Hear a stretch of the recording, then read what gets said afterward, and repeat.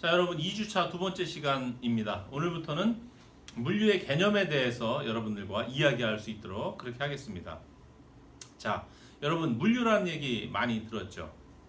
그러면 유통은 어때요? 유통도 많이 들었죠? 그럼 물류와 유통이 어떤 차이가 있을까요? 확실히 구별할 수 있는 학생이 있어요? 많지는 않은 것 같아요. 근데 아마 교수님 강의를 지난 학기에 들었던 학생이라면 물류와 유통의 개념을 좀 구별을 할 수는 있을 것 같습니다. 자, 물류와 유통 어떻게 다루고 어떤 게 좀 더 큰 개념일까? 자, 이번 시간에 그 문제를 갖고 여러분들과 함께 공부해 볼 수 있도록 그렇게 할게요. 우선 결론부터 말씀드리면 유통이 물류보다는 큰 개념이에요. 그런데 사회에서 우리가 받아들여지고 있는, 사회에서 많이 사용되고 받아들여지는 유통의 개념은 오늘 교수님이 설명한 광의의 유통 개념과는 좀 다른 거예요. 자, 원래는 유통이 물류보다 큰 개념인데 사회에서 일반적으로 사용하고 있는 유통이라는 말의 개념은 물류의 한 부분으로서 이해하는 경우가 많은 것들이 보통이에요. 다 틀린 것은 아닌데 어떻게 교통 정리가 돼야 되느냐가 필요한데 오늘은 그 부분에 대해서 교수님이 명확하게 이해를 시켜드릴 수 있도록 그렇게 하겠습니다. 자, 우선 유통, 광의의 유통 개념을 살펴보도록 할게요. 유통.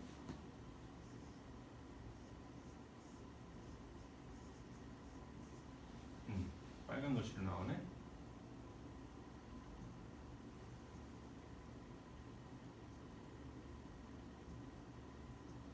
자, 유통.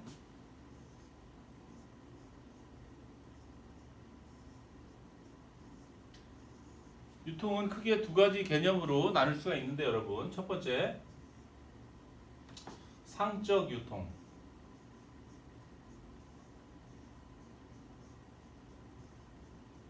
두 번째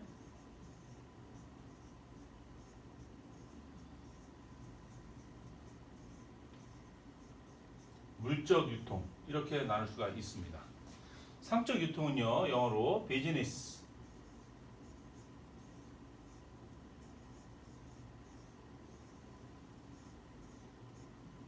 디스트리뷰션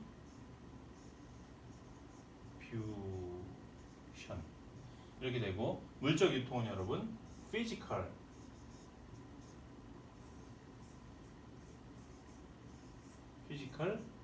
디스트리뷰션 이렇게 됩니다. 자, 여기에서 여러분 잘 보면은 물적 유통의 물, 유, 이거를 줄여 얘기하면 물류가 되는 거죠. 물류, 그죠? 물류. 그럼 그런 같은 개념으로 여기는 상류 이렇게 얘기할 수 있겠네요. 이야기할 수 있죠. 상류라고. 근데 여러분 어때요? 물류라는 말은 자주 들어본 것 같은데 상류라는 말은 어때요? 별로 들어본 적 없죠. 교수님도 별로 못 들어본 것 같아요. 야, 상류가 일어났어. 상류했어? 이상하죠. 물류가 일어났어. 물류 운송했어? 자연스럽죠. 그러면 상류라는 말은 없는 말이냐? 그런 건 아니죠. 상류 있어요. 상류는 늘 일어나고 있어요. 또 상류 행위가 일어나야지만이 그것을 전제로 해서 물류도 존재할 수 있는 거예요. 자, 무슨 말이냐면 상적 유통이 일어나야지 물류 행위가 후속해서 일어나는 것인데 상류 행위는 그죠? 산업에서 계속 일어나고 있는데 우리가 상류라는 말을 안 쓰는 것뿐이에요. 잘 안 쓰는 거죠. 잘 안 쓰는 거죠. 다만 그 행위에 대해서 우리가 일반적으로 다른 용어로 많이 쓰고 이해를 해요. 그게 뭐냐면 상류를 우리는 매매 계약, 여러분, 그죠?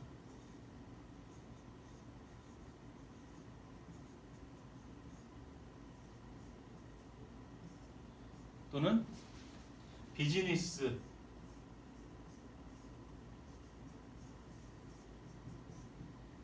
성사 뭐 이렇게 얘기하죠. 그래서 나 이번에 매매 계약 체결했어.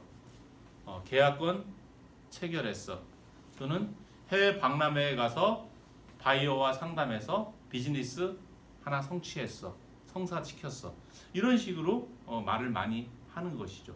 그게 모두 다 상류 행위를 뜻하는 말들이에요. 그죠?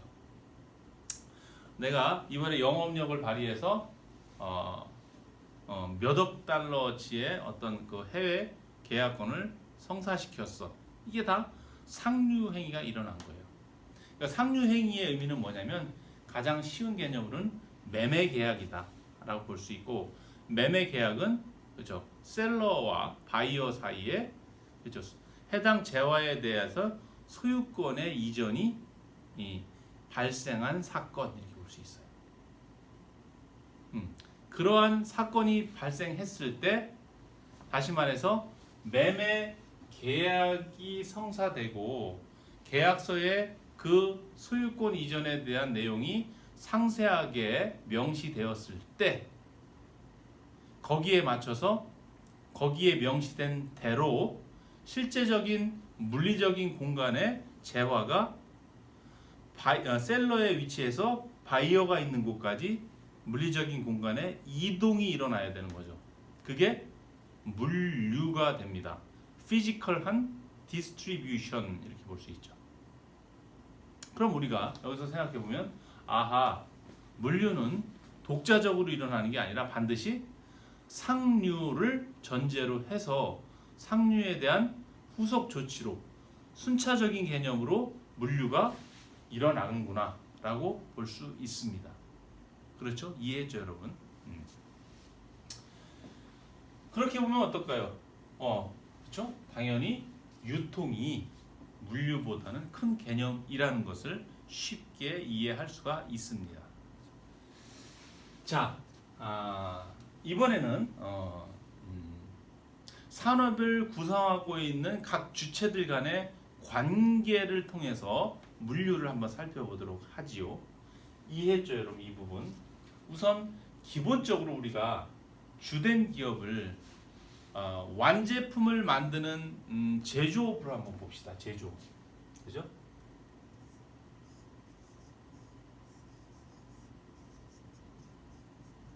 제조업이 있어요, 여러분. 제조업이. 그죠? 자, 제조업은 무언가 완제품을 만드는 건데, 완제품을 만드는 것이죠. 그 완제품을 생산하기 위해서는 그 완제품을 구성하고 있는 또 다른 많은 재화들이 있겠죠. 원재료도 있고 부재료도 있고 부분품도 있고 중간재도 있고, 그렇죠? 그런 것들이 모여서 그렇죠? 제조업체의 공정을 통해서 우리가 소비자가 사용할 수 있는 완제품으로 탄생되어지는 것이죠.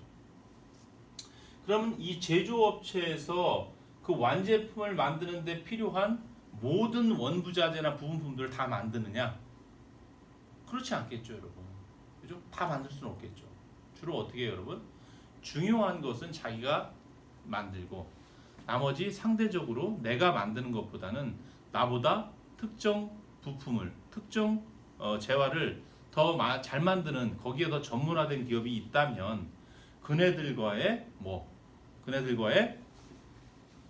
매매 계약을 통해서 조달해서 쓰는 것이 훨씬 더 합리적이고 효과적일 수가 있는 것이죠. 그러한 기준으로 모든 제조업체는 자기들이 직접 메이크하는 것과 그다음에 외부에서 또 다른 공급업자한테 바잉하는 것들이 따로 있는 것이죠. 그래서 제조업체 앞부분, 그러니까 제조업체의 뒷부분, 후방에는 공급업체들이 있죠, 여러분. 공급업체. 공급업이 존재하고 있어요. 그렇죠? 이 공급업체에서 만들어진 원부자재, 부품, 중간재 같은 것들이 제조업체로 우리가 흘러 들어가게 되겠죠. 결국은 제조업체에서는 그런 것들을 조달을 해서 자기 회사의 생산 시설에서 생산 계획에 의거해서 완제품을 만들게 되고, 그 완제품은 완제품을 만들게 되죠, 여러분. 완제품.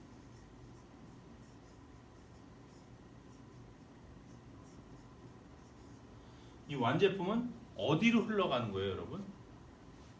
제조업에서 완제품이 탄생하는 순간 이 완제품은 결국은 소비자를 만나서 사용되어져야지, 소비자에게 선택받고 구매되어져서 소비되어져야지만이 의미가 있는 것이죠. 그렇죠? 그러니까 시장으로 가야 돼요. 어디? 소비자를 만날 수 있는 시장으로 가야 되고, 소비자와 만날 수 있는 마지막 그 장소가 어디예요, 여러분? 여러분 매일 가잖아요. 소매업체죠, 소매업체. 편의점일 수 있고 백화점일 수 있고, 그렇죠? 마트가 될 수도 있고. 하여튼 우리 소비자가 완제품을 만날 수 있는 그 컨택 포인트가 되는 곳을 우리가 소매점이라고 하고, 그 소매업체는 산업으로 치면 어떤 업종에 들어가는 거죠? 저 유통업이라고 우리가 가죠. 유통업, 유통업체로 가죠. 유통업체. 저 얘들은 결국은 유통업체로 흘러 들어와요.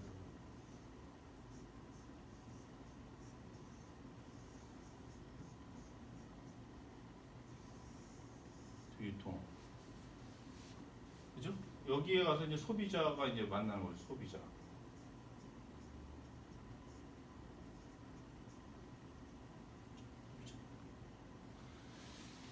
자, 그럼 보면 공급업체에서 제조업체로 부품이나 원부자재가 흘러 들어간다고 교수님이 얘기했는데, 그럼 공급업체와 제조업체는 어때요? 공급업체와 제조업체는 그 제품을 누가 구매하는 거예요? 이 관계에 있어서는 완제품을 만드는 제조업이 자기 완제품 만드는 데 필요한 부분품을 얘한테 사는 거죠. 이쪽 공급업체. 그러니까 여기가 바이어가 되고 셀러가 돼요. 어쨌든 이쪽에서 이쪽으로 흘러 들어가게 되죠. 재화가. 부품.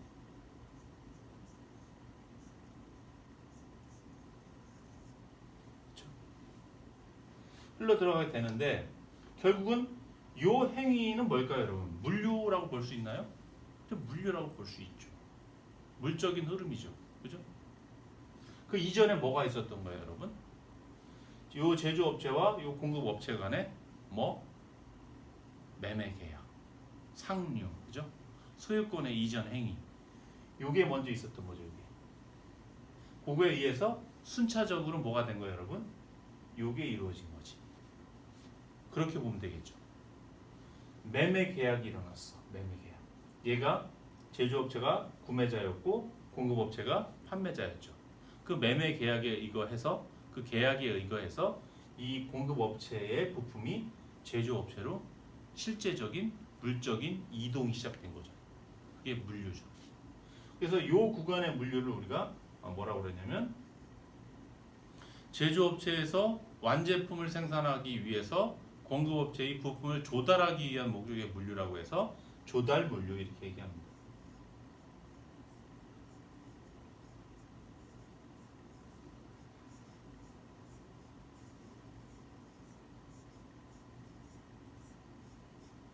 조달 물류. 자, 이 조달 부품을 조달해서 제조업체에서는 어떻게 할까요, 여러분? 이게 공급업체가 한두 개가 아니겠죠. 한두 개가. 그죠? 뭐 완제품별로 차이는 있겠지만 굉장히 많은 공급업체들과 매매 계약 관계를 유지해 오고 있을 거예요. 공급 관계를 유지해 오고 있죠. 그러니까 한국 사회에서 뭐라고 그래요? 공급업체라고도 하지만 하청업체라고도 하고, 또는 뭐 협력업체라고도 하고, 뭐 이런 식으로 많이 표현을 하긴 하죠. 그래서 어쨌든 이러한 많은 공급업체로부터 자기 기업의 완제품 생산에 필요한 부품이나 원재료, 그다음에 중간재를 조달해온 상태에서 뭘 할까요, 여러분? 자기의 생산 시설에서 생산을 하겠죠. 생산. 그래서 이 생산도 사실은 자기의 어떤 생산 시설에서 인풋해서, 그죠? 이렇게 특정 프로세스를 거쳐서 나오게 되면 얘가 탄생하는 거죠. 완제품. 그래서 이 제조업체 내에서, 생산시설 내에서의 재화의 흐름, 생산을 위한 프로세스, 이것도 물류다라고 보는 거예요. 그래서 이런 경우는 우리가 목적이 생산을 위한 물류다. 그래서 생산 물류.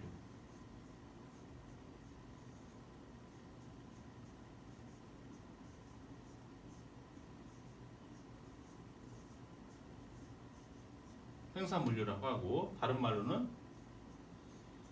제조업체 기업 내에서 이루어지는 물적인 흐름이다. 해서 사내 물류 이렇게도 얘기합니다. 사내 물류. 자, 좋아요.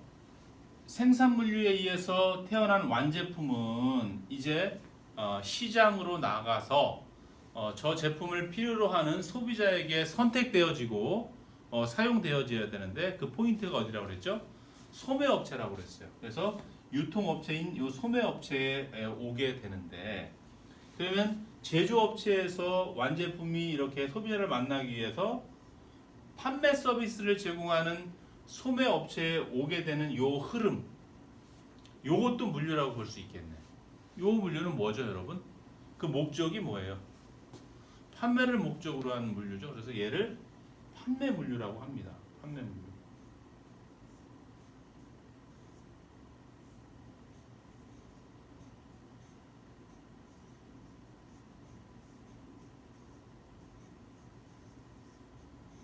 판매 물류. 판매 물류인데, 우리가 일반적으로 사회에서 아까 서두의 교수님이 사회에서 쓰여지는 유통의 개념과 그다음에 광의의 유통한 좀 차이가 있다라고 얘기했는데, 그게 이제 지금 나오게 되는 거죠. 요 판매 물류를 사회에서는 보통 여러분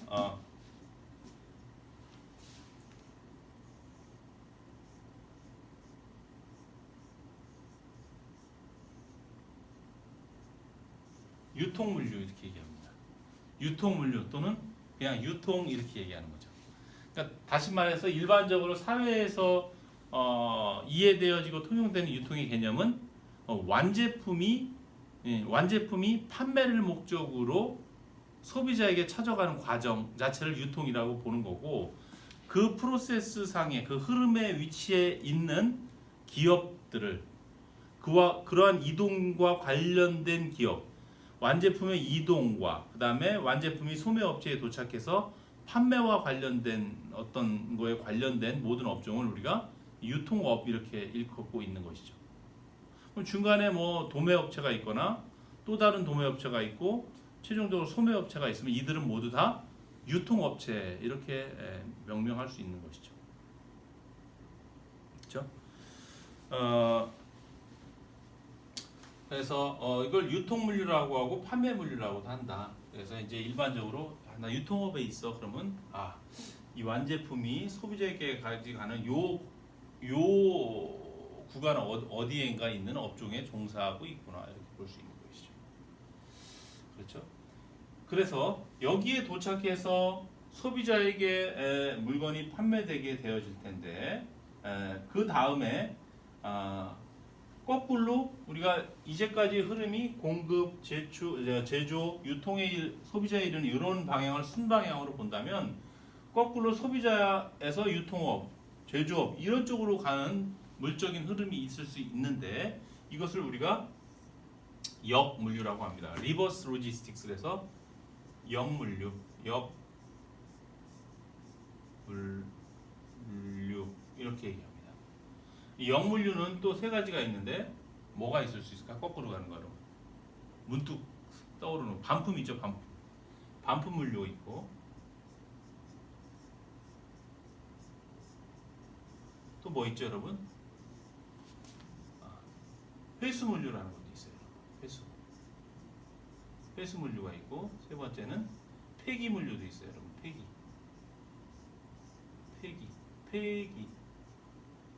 폐기 물류. 반품은 뭐 물건을 구매한 물건이 잘못됐을 때 반품을 하는 행위죠. 그러면 구매한 상점에 갖다가 주고 그 상점에서는 제조업체에 주고 뭐 이런 식으로 반품 행위가 일어나는 거고, 회수 물류와 같은 경우는 뭐가 있을 수 있을까요, 여러분? 주로 포장재나 공병, 뭐 술병이라든지 이런 거 어때요? 다시 회수해가죠.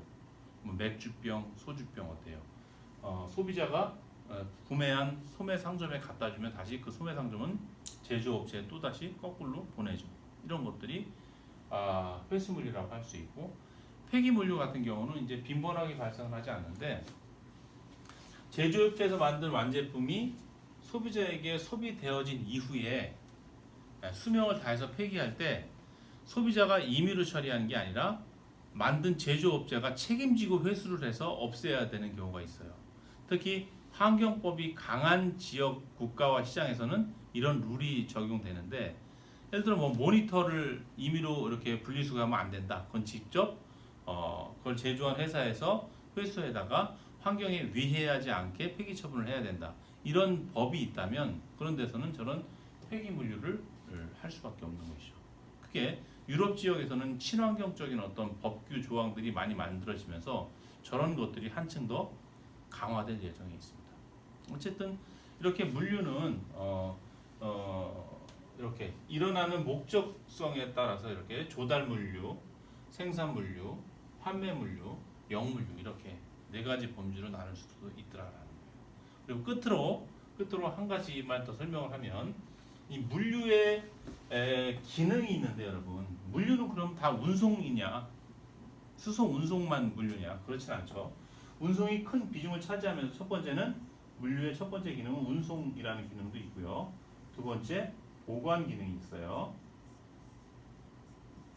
세 번째 하역, 네 번째 포장. 운송, 보관, 하역, 포장, 이 네 가지가 물류의 핵심 4대 기능으로 볼 수가 있습니다. 그래, 오늘은 이 시간은 여기까지 이해를 하는 거로 합시다.